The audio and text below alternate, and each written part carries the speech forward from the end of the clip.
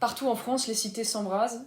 Comme moi, vous assistez certainement sidérés, inquiets à toutes ces images qui nous parviennent, où on voit des commissariats et des écoles brûlées, où on voit des policiers, des pompiers qui sont attaqués, où on voit des armes de guerre tirées en pleine rue, où on voit des personnes agressées, des véhicules retournés.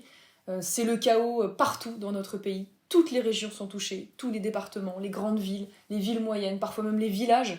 C'est la grande différence d'ailleurs avec les émeutes de 2005. Il semble qu'aujourd'hui, plus aucune partie de notre territoire ne soit épargnée par ce phénomène. Et en parallèle, nous apprenons par une note interne des services que les forces de l'ordre ont pour consigne de ne pas intervenir, de ne pas faire de course-poursuite dans un certain nombre de quartiers dits sensibles. À travers cela, on comprend que le gouvernement cherche à tout prix l'apaisement avec les banlieues, qu'ils espèrent gagner du temps, j'imagine, quelques mois, quelques semaines, pour éviter toute forme d'affrontement.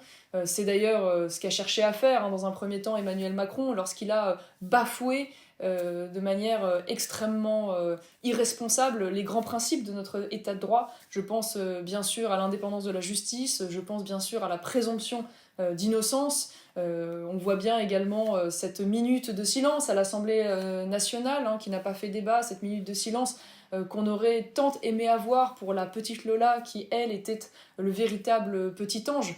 Et peut-être plus grave encore, on voit aujourd'hui toute une partie de la classe politique française, je pense bien sûr à l'extrême gauche, à la NUPES, à Jean-Luc Mélenchon, qui défendent les émeutiers, qui justifient ces comportements d'agression et de violence, qui parlent de colère légitime, qui expliquent qu'on serait là devant une révolte sociale, une révolte économique, alors qu'en réalité, ce n'est absolument pas la situation que nous vivons. Nous voyons bien qu'il y a là des enclaves étrangères qui cherchent à contester l'autorité de l'État, l'autorité de l'uniforme par tous les moyens, qui cherchent à imposer leurs lois, leurs règles dans ces territoires et à faire reculer finalement toute forme de réaction de l'État. Et je crois que le moment extrêmement grave que nous sommes en train de vivre doit nous permettre de poser des mots sur une angoisse à bas bruit que nous avons tous, qui est celle de la perspective d'une guerre civile. Je sais que ces mots font peur, je sais que ces mots sont durs, sont violents, parce que évidemment la guerre civile c'est la guerre la plus atroce qui soit, c'est la guerre qui divise, qui tue, jusque dans les mêmes quartiers, jusque dans les mêmes immeubles, dans les mêmes rues. C'est donc évidemment une perspective atroce que nous ne souhaitons absolument pas, mais je pense que si nous voulons apporter une juste réponse à tout ce qui est en train d'arriver, nous devons être capables de regarder cette réalité en face qui chaque jour s'avance de plus en plus vers nous. Parce qu'il faut comprendre une chose, si un jour notre pays subit la tragédie d'une guerre civile, si une guerre civile se déclenche, ce sera vraisemblablement d'abord par des émeutes telles que celles que nous connaissons aujourd'hui. Parce que nous verrons alors l'État dépassé par la situation, comme nous commençons d'ailleurs à le voir aujourd'hui dans ces émeutes. Les témoignages de terrain sont absolument édifiants. Les forces de l'ordre nous expliquent qu'elles sont submergées, qu'elles n'ont pas assez de munitions. Et donc qu'est-ce qui va se passer le jour où, dorénavant, l'État ne parviendra plus du tout à porter secours aux concitoyens? Eh bien, ce sera le point de bascule. Les citoyens décideront de se protéger eux-mêmes. Parce qu'ils ne supporteront plus de voir leurs voitures brûlées, de voir leur commerce pillé, de voir leurs proches agressés.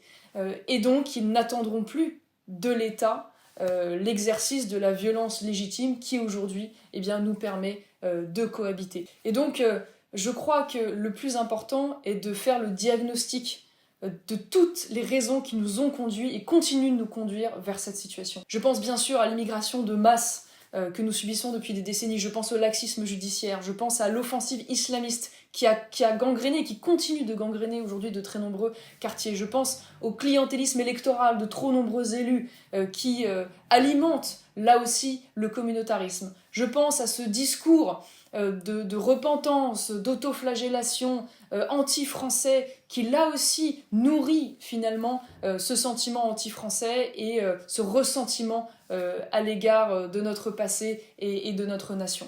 Si nous ne nous attaquons pas à tous ces sujets, si nous n'apportons pas une réponse radicale, alors malheureusement, je le crains, inexorablement, nous avançons vers cette perspective de guerre civile.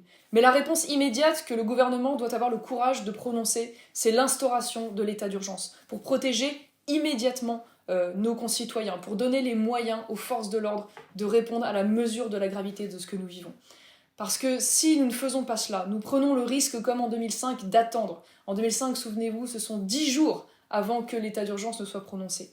Et des dégâts matériels, de dégradation matérielle, nous risquons de passer demain à des attaques physiques, à des agressions, peut-être des viols, avec le risque bien sûr de voir des morts, non seulement parmi la population, mais aussi, c'est un miracle que ce ne soit pas encore arrivé, parmi les forces de l'ordre.